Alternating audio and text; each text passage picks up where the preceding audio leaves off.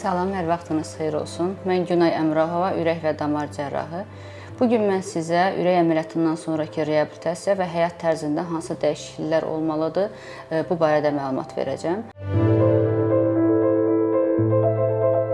Ürək əməliyyatına gələn xəstələr ümumiyyətlə birinci psixoloji hazır vəziyyətdə gəlməlidirlər. Mən doğrudur, 90% xəstələrimə ürək əməliyyatının olacağını bildirmirəm. Yaxınların, birinci dərəcəli qohumların bilməyi mənim üçün yetərli olur. Çünki əsasən də damar tıxanıqlığı olan xəstələrdə yeni bir hiss, həyəcanla yeni bir infarkt keçirmə ehtimalı yüksək olduğu üçün çalışıram xəstələrə bu barədə məlumat verməyim. Bilmirəm bunu demək nə dərəcədə düzgündür.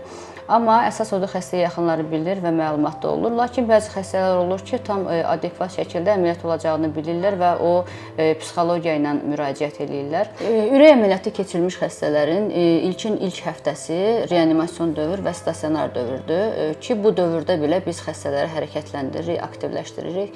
Amma evə gedəndən sonra xəstələrin ən çox narahat olduğu sualları indi sizə cavablandıracağam. Yeməyi, içməyi barədə, hərəkət məhdudiyyəti olacaqmı, qidalanması barədə məlumat verəcəm. İlkin olaraq demək istəyirəm ki, biz əməliyyatlarımızın 90% hissəsini medial stenotomi dediyimiz döş qəfəsinin kəsilməsi ilə icra edirik. Döş qəfəsi birləşdirici toxumadır və onun bərpası ən az 1 ay yarım, 2 aya qədər çəkir. Necə ki, əlimiz, ayağımız qırılanda onu gipsə salırlar, sağalması üçün, bərpası üçün bir müəyyən bir dövr keçməlidir.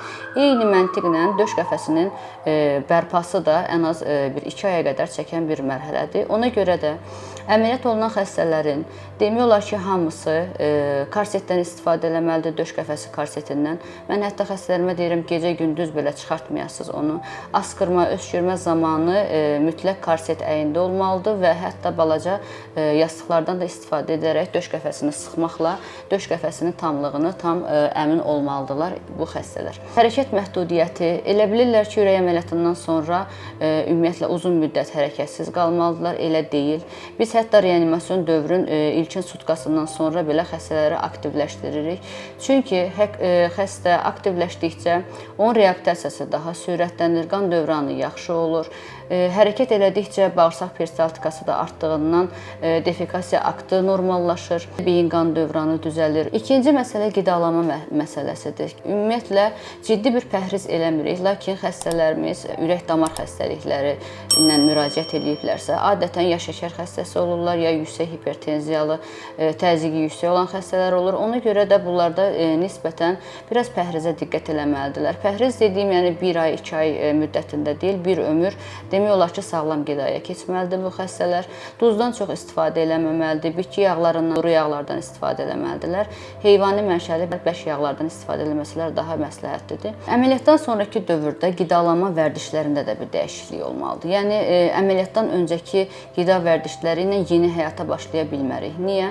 Mən bunu xəstələrimə çox misal çəkirəm. Yəni adətən xəstələrimiz 50 yaş üstü xəstələr olur. Düzdür, son dövrdə bu xəstəlik cavanlaşıb, lakin çoxu 50 yaş üzərində olur. Yəni Allah Taala gözəl bir arter yaratmışdır. 3 qatdan ibarət olan möhkəm divara malik, yəni təzyiqə davamlı bir damar yaratmışdır. Biz yedik, içdik, üzərindən hələşlər, siqaret də çəkdi, bu damarı tıxadıq. Lakin biz qoyduğumuz damar, əməliyyat zamanı istifadə etdiyimiz damarlar çox vaxt aşağı ətraf venalarından istifadə edirik. Bu venalar ömründə təzyiq görməyib, eyni yağa, piyə məruz qalmayıblar. Ona görə eyni həyat tərzi ilə davam eləsək, 40 ilə 60 ilə tıxanan arteriya damarı bu dəfə vena ilə əvəz olunduğundan çox dözümlü olmur. Ona görə də bir ömür dərmanlarımızı atmalıyıq, qan durlaşdırıcılarımızı istifadə eləməliyik və yanaşı olaraq bir ömür pəhrizdə olmalıyıq, qidalarımıza diqqət eləməliyik. Digər bir məsələ də dərman rejimi və tibbi nəzarətdir ki, yəni xəstələr bəzən yazdığımız dərmanları bir kursluk müalicə kimi başa düşürlər. Bir aydan sonra demədən, məlumat vermədən dayandırırlar.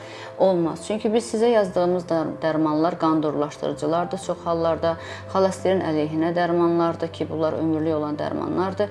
Yəni bu dərmanları istifadə etməklə bizim yeni qoyduğumuz damarların daimi fəaliyyətini ən az 10 il, 15 il ömrünü uzada bilərsiniz. Əgər sizə qapaq protezlənməsi əməliyyat olunubsa, bildiyimiz kimi, yəni əsas toxum yoxlama deyil, kənardan bir mexaniki implant qoyulur sizə və bu orqanizm üçün yad bir cisimdir. Ona görə də antikoagulyantlardan, qan laxtalanma, tromb əleyhinə olan dərmanlardan bir ömür istifadə etməlisiniz. Ayda bir, 2 ayda bir inir protrombin indeksi analizi verilməlidir. Yəni bu analizlərə, bu dərmanlara mütəmadi müraciət olunmalıdır. Yekun olaraq demək istəyirəm ki, biz cərrahlar olaraq öz işimizi gördük. Allahın izni ilə yeni bir nəfəs verdik sizə. Bundan sonra növbə sizindir.